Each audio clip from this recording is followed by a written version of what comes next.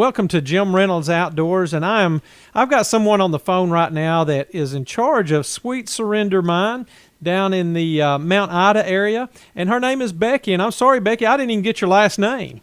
Well, actually, I use a hyphenated name. Brandy's name is Skates, so technically, I'm a Skates.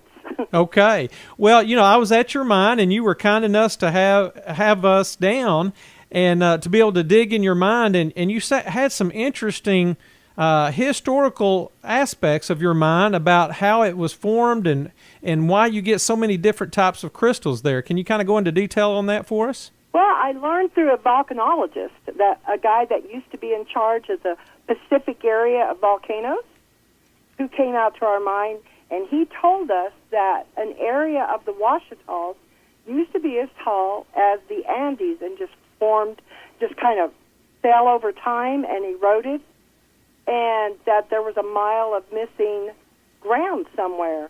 And they said at our mine that everything pushed up so fast that it fell over. So we get a lot of double terminated, self-healed stuff, and more than the average mine.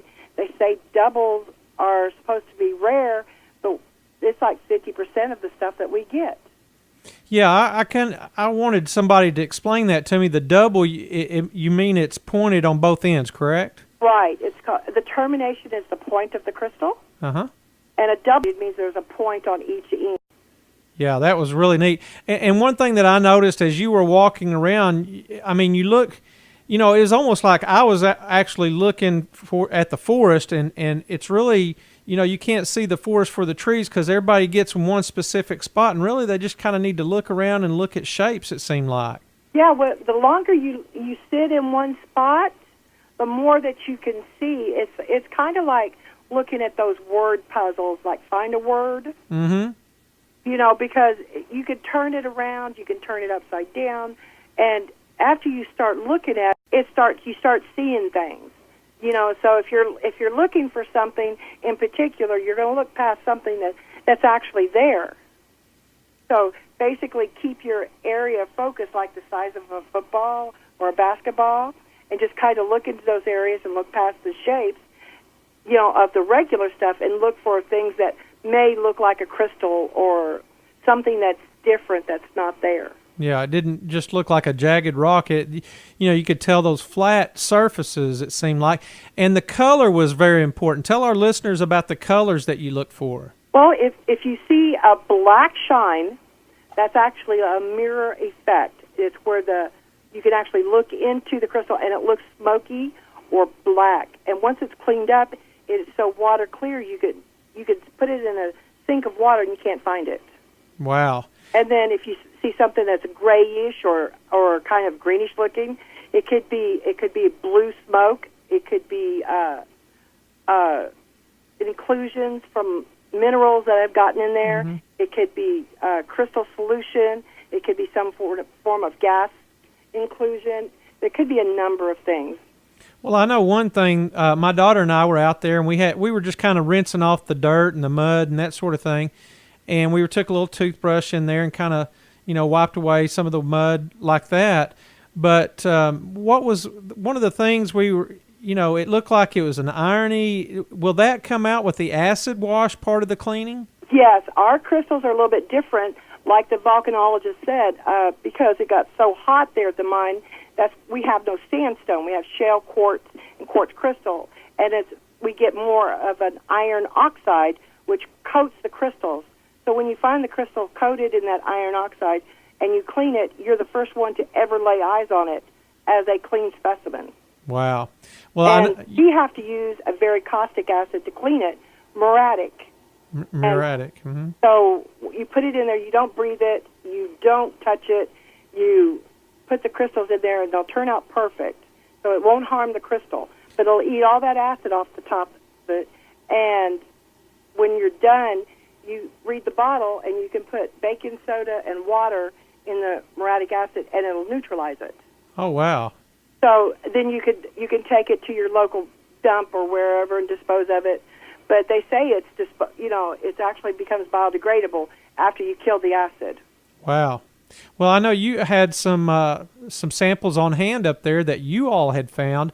clusters and just little points and things, and they were beautiful. Yes, they are. In fact, if once you're digging in this area for enough or long enough period of time, you can tell what crystals come from what mine. Yes, and tell our listeners too. You're there at Sweet Surrender Mine. How do our listeners get to come and see you if they want to come and see you at Sweet Surrender? Well, we have a website. We're also on Facebook. They can call us at 870-867-0104. I usually tell people to make an appointment, but it's actually just to make sure that we're all on the same page and I don't leave anybody sitting up there waiting. Right, and we had to sign a release form as well, and I'm sure you have others do that, everybody that comes into the mine, correct? Yes, it's an insurance liability release. So basically, when you come up there, if you fall down, it's your fault. Yeah, I understand that totally. You know, your husband, Randy, he was telling us a little bit, and both of you were wearing tie-dye shirts that day, so I guess you go back to the tie-dye days. Is that correct? Well, yes. We started wearing tie-dyes up there a long time ago, and then people started calling us the tie-dye couple. Uh-huh. And then because they see us on the Internet wearing tie-dyes, people started wearing tie-dyes up there just to come digging with us and started expecting us to wear tie-dyes. Yeah. Now, I do tie-dyes all the time, so 75% of my clothes are tie-dyed. I got you.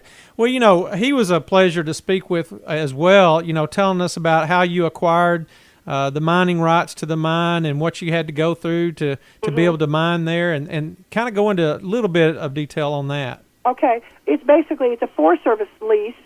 We have to follow rules from the Forest Service, and because we're a mine, we have to follow rules from a mining safety health administration. And, you know, those two are the worst government agencies. They hate each other. Oh, no. They do.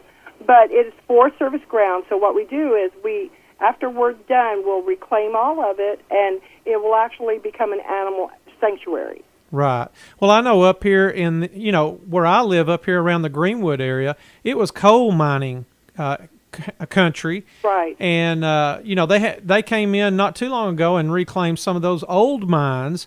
Mm-hmm. And, you know, I think that's necessary. It restores the beauty back to the area in which you found it. And it allows all these people to take all these beautiful crystals home, doesn't it? Yes. And when you come in there, I mean, you can start like at 9:30 sometimes to make the appointment to come in earlier or stay later. And it's all you find, anything that we give you, as much as you can carry out, as long as you're not dragging the back of your vehicle on the way out. Well, Becky, it's been a wonderful interview. I had a great time. Thanks for being such a wonderful hostess. You're welcome. You come back anytime. Well, you know, Mr. Outdoors he can't stand behind the mic all the time. He has to get out and actually do what he talks about. And we really appreciate you at the Sweet Surrender Mine. We had a blast. I'm glad you could make it. Well, thank you. And your dog, go ahead and tell everybody what your dog's name is. Bubba Joe. His name is Bubba Joe Tyler Hardhead Skate. Well, he looks like Marley. He's a 3.5-year-old lab, and he tries to get everybody and their brother to throw a stick or a ball. He will not leave you alone. That's right. I wish everyone would get on Good Morning Greenwood on our Facebook page, and you can check out some photos of Becky and Randy and your dog as well. Bubba Joe. Bubba Joe. That's right. Well, yeah, he's a pain. Thank you for listening to Jim Reynolds Outdoors. Stay tuned, and we'll be right back in just a moment.